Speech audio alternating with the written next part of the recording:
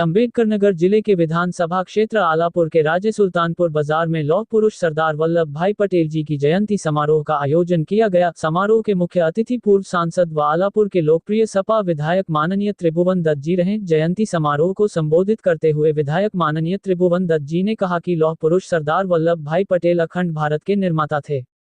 सरदार वल्लभ भाई पटेल एकता के प्रतीक थे। एकता सबसे बड़ी ताकत है। एकता का मूल मंत्र किसी ने इस धरती पर दिया था तो वह कुर्मी समाज के महानायक सरदार वल्लभ भाई पटेल जी थे। अगर हम सभी लोग चाहते हैं कि संविधान व लोकतंत्र जीवित रहे तो हमें एकजुट होना पड़ेगा। उस समय जो देश के हालात थे उससे बहुत ही खराब स्थिति इस समय देश की है।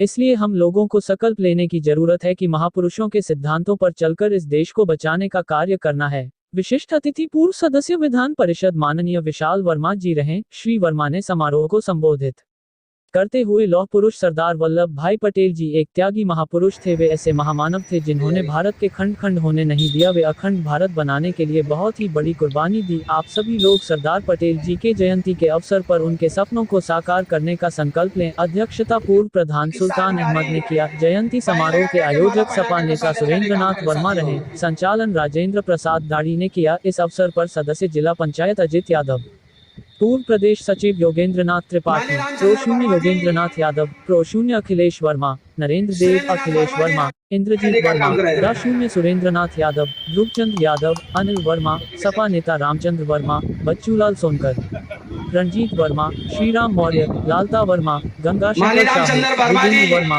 अजय गौतम नेगोके, बजरंग वर्मा, शिव प्रसाद गौतम, अजीत वर्मा, अंकुर मौर्य, वीरेंद्र वर्मा, राजेंद्र प्रसाद कल्लू वर्मा, अजय वर्मा, श्रीराम बाबू, रामकरण वर्मा, उदयभान यादव, राजमन वर्मा, राघवेंद्र वर्मा, रामा यादव, राजेश वर्मा, प्रमोद पांडेय, भीम सिंह, साबू यादव, नायबे आलम, राजू यादव, कृष्ण कुमार पांडेय, मायाराम, रामकेवल यादव, रमेश चंद्र गौतम, नाटे यादव, रामा यादव, गोविंद गौतम, राजकुमार यादव, विजय गौतम, रणविजय यादव, शैलेंद्र कन्नौजिया, विनोद पाल, बाकीलाल गौतम, मोहनलाल चौरसिया, प्रकाश गौतम, नसीम सिद्दीकी, विवेश यादव, संजय गौतम, वकील अहमद, अच्छेलाल यादव, अभिजीत यादव, रवि गौतम, रणविजय सिंह, वीरेंद्र गौतम आदि मौजूद रहे। तारांचन विनोद प्रजापति, मैं उनसे निवेदन करूंगा माननीय विधायक जी को जो माला पहना करके स्वागत करने का काम करें।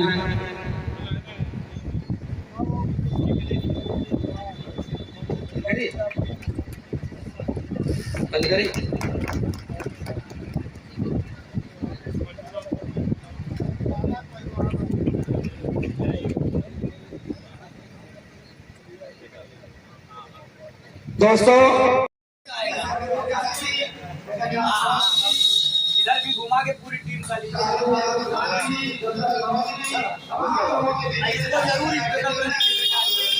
बढ़िया पोस्ट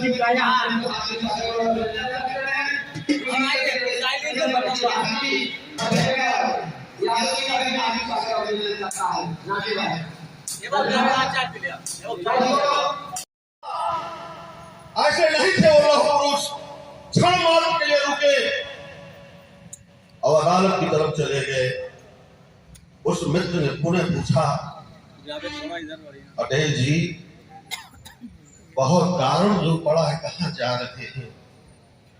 धन्य है सरदार वल्लभ भाई पटेल, जहां भी आप स्वर्ग को मैं पुनः नमन करता हूं। उस शख्सियत ने कहा कि जो को जाना था वो गया, कोई दूसरा न जाने पाए, इसलिए पहला कर्तव्य जिसके पत्र बात करना फिर वहां चलता। क्या अदम्य साहस! सरदार वल्लभ भाई पटेल जी, इस मंच के माध्यम से मैं आपको पुनः नमन करता हूं। और इसलिए पुकार रहा था कहीं बोलते बोलते हम बीमार न पड़ जाए, कोई डॉक्टर है तो अच्छा रहेगा। तो मैं ये कह रहा था कि मैं योगेंद्र त्रिपाठी बोल रहा था, मेरे लिए प्रातः स्मरणी बंदनी पूजनी सरदार वल्लभ भाई पटेल। और मैं आप नेताओं को सूचना तो नहीं देती, रमेश जी गृह मंत्री और प्रधानमंत्री के चार्ज पे थे, देश के सर्वे सर्वा थे, उन्होंने कूटनीति की भी रचना इस्तेमाल किया और तीनों रियासतों को मिलाने का काम किया और कहा तो यहां तक जाता है, ये कोई रिकॉर्डेड बात नहीं है, लेकिन कहा तो यहां तक जाता है कि दौरान उसी आपके हिंदुस्तान की धरती पे प्रधानमंत्री का है हवाई जहाज मंडराने लगा लेकिन धन है वो इच्छा शक्ति के धनी व्यक्ति ने, जिसके आयरन मैन कहा गया है, उस आदमी ने उस हवाई जहाज को नहीं रुकने दिया, लैंड होने दिया। अगर लैंड हो जाता तो शायद हिंदुस्तान खंड ना होता, खंड खंड। ये क्षमता थी उस आदमी के अंदर। ऐसे महामानव आज जो देश में बैठे लोग हैं, अभी कह रहे थे अखिलेश जी, बंधुत्व वाली बात, बंधुत्व बहुत बड़ा शब्द है।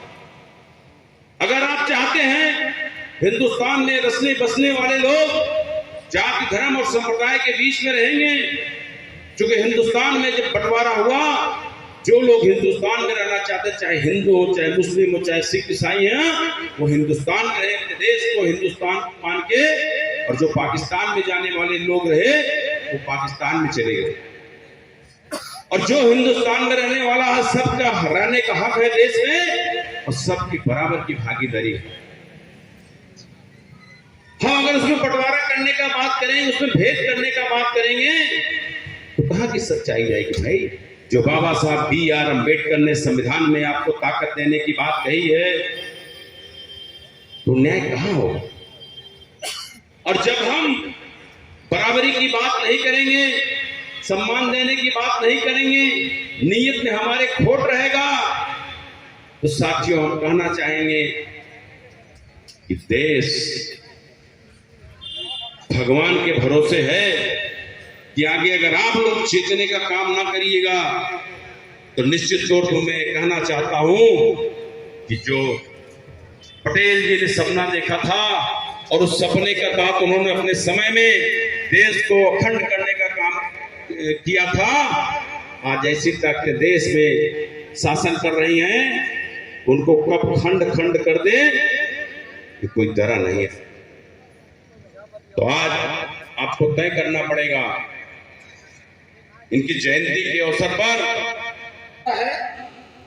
मेरे साथियों, अगर आप उत्तर ढूंढोगे तो आज इन सारी चीजों को समाप्त करने का काम सत्ता में बैठे हुए लोग तीर तलवार तो बंदूक चलाकर नहीं, बल्कि अपने दिमाग से करेंगे, तो कोई आपका नाम नहीं याद रखेगा।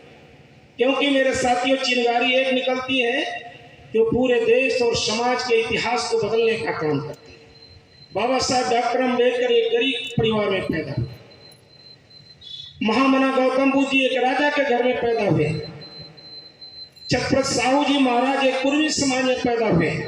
ऐसे तमाम संतों गुरुओं महापुरुषों ने समाज को बदलने का जब संकल्प लिया, तो आज कई सौ वर्ष बीत जाने के बाद उनका नाम लोग लेने का काम। आप सभी लोग बैठे हैं। मेरे साथियों, एक दो पीढ़ी के बाद तीसरी पीढ़ी का मैं समझता हूँ शायद ही कोई नाम बता दे। जो बहुत याद वाद किया होगा वही बाबा के बाबा का नाम बता। गलत है? क्यों? क्योंकि उन्होंने समाज की लड़ाई नहीं लड़ी, उन्होंने अपने बीवी, अपने बच्चों, अपने परिवार और अपने धन दौलत और संपदा की लड़ाई लड़ने का काम किया। इसी शायर ने हमारे कहा है कि याद करता है जमाना उन्हें इंसानों को जो रोक दिया करते हैं बढ़ते हुए तूफानों को, जिंदगी कदम चूम लेती है जो सजा देते हैं उजड़े हुए वीरानों को। उसी में से एक चिंगारी थे सरदार वल्लभ भाई पटेल, जिन्होंने जब इस देश में मानवता करा रही थी, किसान जो भारत देश का देवता कहा जाता था, जब करा रहा था, तो उस समय चिंगारी बनकर के उनकी लड़ाई लड़ने के लिए मैदान में आने का काम। आज मेरे साथियों, बाबा साहब डॉक्टर अम्बेडकर ने स्वतंत्रता दिया है कि आप अपनी बात कहिए, आप आंदोलन कर सकते हैं, आप अपने हक